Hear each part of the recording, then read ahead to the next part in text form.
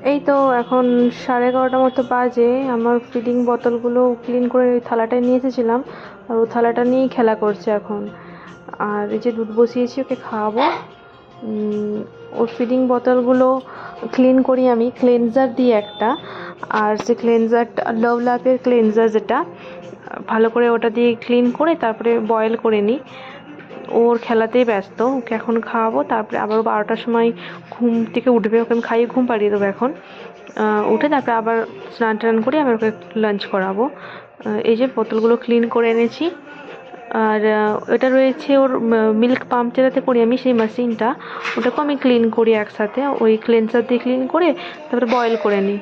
এতে যে প্লাস্টিকের যে হ্যান্ডেলটা রয়েছে ওটা বাদ দিয়ে বাকিটা আমি ভালো করে ক্লিন করে তারপরে বয়েল করে ফুটিয়ে নিই। ওটা আমি দেখাচ্ছিলাম এখানে।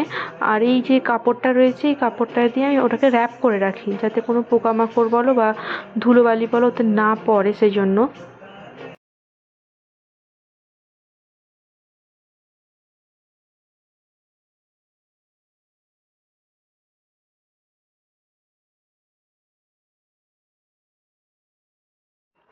আর গোলু এমন দুষ্টু হয়েছে, আমার যা হাতের সামনে থাকবে ও সব সেটা নিয়ে নেয়, নিয়ে আমাকে আর দিতে চায় না।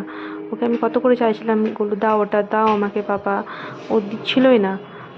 ওটা নিয়েই খেলা করবে, ওটা খেলার জিনিস নয়, আমি কত করে বলছি, তাও দিচ্ছি কি, হাসছে শুধু আমাদের তাকিয়ে, নাচ করতে লেগে যাচ্ছে ওটা নিয়ে, দেবেই না আমাকে ওটা।